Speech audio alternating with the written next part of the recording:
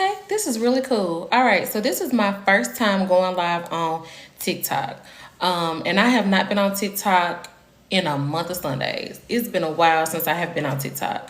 But I'm going live on TikTok because I couldn't get any of the other platforms that I'm on to work. And so I guess that's where I need to be. I went live on IG twice and it ate my live stream. I'm trying to get off the blue app. YouTube said I'm not over there enough, so here I am. Here I am. So hello, all my friends and family that are here. For those of you who don't know me, my name is Loreal Moss. I am the Sensual Systems Architect, and I am doing my first live stream on TikTok today.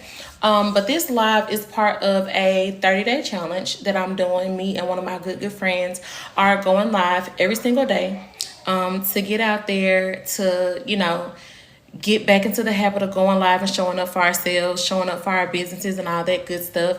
And I'm also participating in a 75 hard business edition. On top of the fact that I want to invite you all to join my 30-day journaling challenge, which is called Write Like You Remember.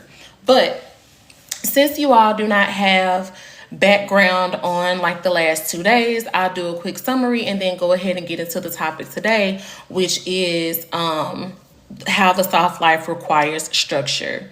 So as I mentioned earlier, I'm the Sensual Systems Architect, and I basically help people create systems that feel good, not only for their business, but their whole life. And I have been doing this work for quite some time, and I'm allowing myself to lean into it the best way I know how. And that has been making myself my best client. I have been taking myself through different frameworks, different structures, different practices to figure out what works so that I can continue to operate in integrity, be in alignment with the things that I say that I want, and continue creating the life that I desire for myself, which is a life of flow and a life of softness. But a lot of people think that in order to have freedom or in order to have a soft life, you can't have structure, and that's just not true at all. So I'm going to be looking off to the side because I do have some notes for what I want to talk about today. But I'm here as a result of doing a lot of work on myself. I started in December doing a journaling challenge, and I am really passionate about it because journaling literally reactivated my will to live. I am someone who deals with, depression, and I was just in a really bad space, and I started going back to therapy. I started journaling, and the transformation that took place in less than a month was absolutely astounding. It was amazing, and it's something that I would not change for anything in the world. And because of that transformation, I'm like, look, I got to tell other people about this. Those of you that are already in like the business space, mental health space, spiritual space, even in like the fitness space, you probably already know about journaling and what it can do, and you probably shared it with your clients. But the reason why I wanted to do it is because I wanted to help people tap back into themselves. I wanted to help people reclaim their power. I wanted to help people remember who the fuck they are. Ooh, can I cuss on here? I don't even know if I can cuss on TikTok live, and I don't want to get banned already because this is my first live stream on TikTok. But that is why I wanted to share with them. And over the course of 7 days, I got so many questions from people saying, basically they were wondering if journaling was for them, or they had tried journaling before and it really didn't work, or they couldn't find a flow and it just didn't feel right, or they felt like they had to be in a certain point in their life in order for them to journal. And none of that is true. None of that is true. And so I walked them through different types of journaling that they can do. I walked them through meditations. I had live Q&A, and all of that inspired me to start another challenge in January. But January came and went, February came and went, same thing with March, April, and May. But now I'm here in June, getting back on track because life was life and dealing with, kids and school and all that stuff. But now I'm back on track and I'm showing up for myself and honoring myself in the best way I know how. And that is for me to not hide and to get out in front of people and just talk about what it is that I know. And the people that need it will grab hold to it, and the people that don't will keep it moving. So with that being said, I want to talk about something that I'm also very passionate about, which is softness, because I am a person, I'm a survivor. I am a person that you would call the strong friend. I am the person that people don't really check on because I've always got it handled. I always have the answers to the questions. I'm always the one that's there. I show up for people that I love and care about. I'm the person at the job who's 25-30% is the next person's 100%. And so all of that though really left me burned out, and I had to learn how to pour into myself before I continue pouring into everyone else and pouring into other projects and other things that were trying to compete for my time and my energy. I had to create my own peace. I had to create my own version of softness, because I started to realize that in order for me to be able to rest, I had to create opportunities for me to rest. And I did not want for my rest to only take place when it's time for me to go to sleep. And so I also realized that if I wanted to create a life of flow, I needed to create structure so that I did not fall into the trap of doing nothing and hoping that everything worked out, because I've done that plenty of times before. And I know that there are also people who are watching this live who have fallen into that as well. And you don't have to snitch on yourself right now. That's fine. But a lot of people think that when you are talking about the soft life, and there's people making millions, like buku bucks, teaching about the soft life, and no shade to none of them. By all means, do what you got to do to get the bag. But we see this aesthetic, right? We see this aesthetic. It's the the French tips, white toes, big house, hair done, nails done, lashes done, makeup done, prim, proper, polished, everything structured, everything in place, like all of this, just perfection, right? Like we are being sold this as the idea of softness. But what a lot of people don't share when they're showing up in that soft girl aesthetic, they're not showing the work that it takes in order for them to live the way that they do. And that is what I want to share with you all today. So it's more than just looking the part. It's more than like bubble baths and massages and charcuterie boards and all that good stuff. I love all of that just as much as the next person. But softness to me is safety. Softness is safety. Softness is a space where I don't have to mask my neurospiciness. Softness is a space where I can be all of me and be loved and be accepted, and I don't have to fear being judged. Softness is a space where I can relax and my nervous system can catch a break. Softness is a space where I get to just lay all my burdens down and just exist. And I don't have to be a mom. I don't have to be a wife. I don't have to be a friend. I just get to be myself. That is what softness is to me. Okay? And in order for me to create that space, there has to be a container for that space.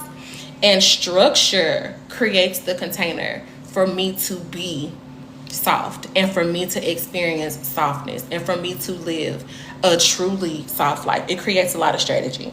I mean, it needs a lot of strategy. And you'll see me looking off to the side because I have notes. So one of the things that I decided to do in order to create that softness for myself, because I know I've been BSing around when it comes to my business. I've been working at a job and I'm purposely not saying the name of the company, but I have been working at a particular place for almost 6 years. In November, it'll be 6 years that I have been working at this particular place. And I told myself when I started working there, I wasn't going to be there longer than 2 years. And here I am almost 6 years later, and I'm still in the same spot, literally. I'm still in the exact same position. I have applied for 5 or 6 different positions since I started working at that company, and nothing. I think maybe 2 interviews for positions, right? And I told myself not only was I going to be there for 2 years, but I was going to use that 2 years to build my business and go ahead and exit. I was going to use the funds from my job to fund the life that I ultimately want. And the version of me that said that the life that I was in the process of creating was one where I was a full-time entrepreneur, because I did that from 2015 until 2019. I was fully self-employed. And I ended up having to get back into the workforce, and now I'm realizing why I left the workforce in the first place. And so I'm on my way back out. And one of the things that I decided to do to help me through that was I signed up for 75 Hard, the business edition. Now, this is not something that you have to pay for, and I don't know if Miss Valerie is on TikTok, but I signed up for that, and this is what that looks like. Okay, this is the rules of it, and then here's my tracker. Oops, that's upside down. Here's my tracker, and we are in day 3 of that. And the whole point of me signing up for that, and I'm pretty sure y'all know what 75 hard is. They got 75 hard, 75 soft, 75 medium. And people are doing it with exercise. They're doing it with food. They're doing it with reading. They're doing it with sleep. They're doing it with all different kind of things. And I decided to sign up for the one for my business because I know that the version of me that I am remembering and the version of me that I am rebuilding requires me to be fully devoted to myself and my dreams. And that looks like discipline. That looks like doing things because they need to be done and not just because I want to do them. Because I understand too that I don't have to want to do something in order for it to be impactful. Like Kev on stage just did a video about that like a week or 2 ago, I think, about how he doesn't always want to create the content, but he knows that he needs to show up and create the content. And so that's why I'm showing up for the 75 Hard Business Edition. I don't have a fancy setup. Like, I got my phone propped up on my work computer. I got my personal computer over here with my notes on it for my live stream, my printer, and then on top of my printer, I have everything I need for the challenge, with the exception of the books and stuff that I'm supposed to read and all of that. And this challenge, I was hesitant about signing up because I didn't want to commit to another thing that I wouldn't be able to complete. But that sounded a lot like counting myself out before I even gave myself a chance to start for real, right? And a lot of us do that. A lot of us stop ourselves from doing things just because we think it's going to be hard, or just because is that my daughter? Hey, baby. Hey, baby. Not you stalking my live stream, but you can stay and watch because I know you're gonna get something good from it. I forgot what I was saying. She distracted me, but what was I saying? Oh, a lot of us count ourselves out because we think something is gonna be hard, or we have said that we were going to do something before and we just didn't follow through for one reason or another, right? Life was lifing, or we got sick, or we just decided that we didn't want to do it anymore. Whatever the case is, I know I've been there, and I'm sure that you've been there as well. And it's totally normal. It's normal to go through phases like that. But the most important part is when you start something and stop, evaluate the reason why you stopped, and then decide if you want to give it another try, or if you want to shift and move in a different direction. But it's important that you don't stop. You can slow down. You can take breaks. But you don't have to stop and you don't have to quit. And that's one thing that I'm proud of myself for not doing. Because as many roadblocks and walls that I have hit in this journey and trying to figure out what I want to do with my life, one thing that I have not done is quit. I have not stopped moving. I have not stopped trying. I have not stopped the journey of wanting to better myself. And so this challenge, in addition to me actually walking through the prompts that I created for my 30-day journaling journey, I'm really finding my flow. I am really finding my flow. Girl, don't come up here with all that coffee. I'm actively on a live stream right now. Don't do that.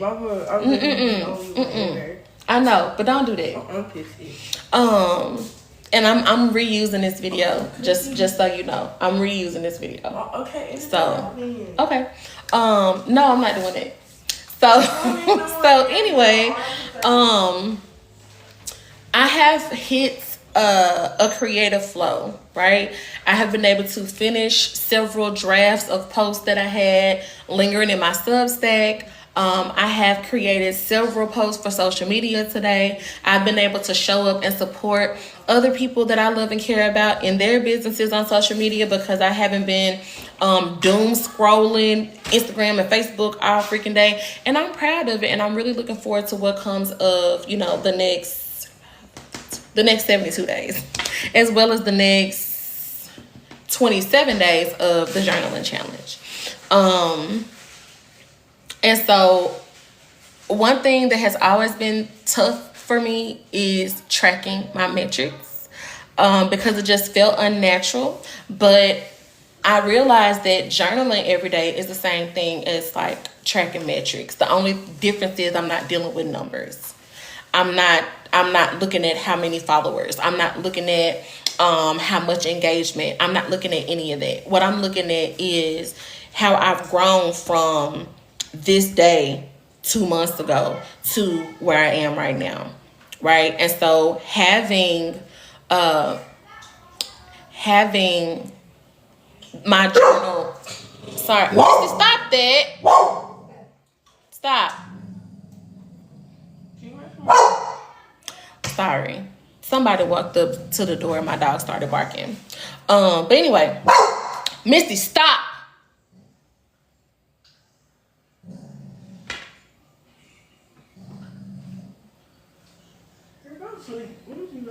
She was asleep a second ago. Anywho, let me go ahead and wrap it up because my dog, she feel like playing, obviously. But journaling is just like tracking your metrics. It's no different from, at least the intent is no different from having a tracker like this or a Google spreadsheet or whatever. It's about progress. It's not about perfection. It's about presence. It's about spending time with yourself. And one thing that I have realized is that part of the reason why people don't like to journal and they don't like to do intimate things like that is because they don't want to spend time with themselves, because they don't want to have to look in the mirror. They don't want to have to face the foolishness that they have been engaging in, that they have been subjecting themselves or other people to. But the only way that we become better people is if we take the time to do that and we get radically honest about who we are, what we want, where we're at, and then we get into making empowered, aligned decisions that are going to be best for us. And so when I know that I am actively creating systems to support me in my freedom and to support me in my softness, I don't feel like I have to hold everything alone, because in the process of creating those systems, I'm also leaning on people that I know I can depend on, whether that's my therapist, whether that's my husband, even whether that's my kids. Like, I'm realizing that, yes, I can manage and I can create the structure, but I don't have to be involved in every single step of the process, because at the end of the day, the only thing that I can control is myself. I can only control me. Can't even necessarily control my reactions to things, but I can record. I can control how I show up. I can control the next step after that reaction. If something happens and I don't catch myself before but all that said to say, and I know this probably might be a little bit off because there's no context for the last 2 days, but I will be going live every day this month, and so you will get more context. You'll be able to see more of what's going on, and I hope that you will join me along the way. For those of you that are interested, the link to join the Write Like You Remember challenge is going to be in my profile. I'm going to try to find a way to add it there or drop it in the comments. And one thing that I do on other platforms, especially Substack, I always give people a journal prompt. And so the prompt that I want to leave you with today is, what would it look like for you to create structures that support how you want to feel and not just what you think you should be doing? So again, what would it look like to create structure that supports how you want to feel, not just what you think you should be doing? And for those of you who are able to watch this replay on another platform, if you have questions, comments, anything, feel free to drop them in the comment section and I'll get back to you, or you can shoot me a DM and I got you. With that being said, I hope you all enjoy the rest of your evening. I'm about to decompress and have a great night, and I will see y'all tomorrow. You done?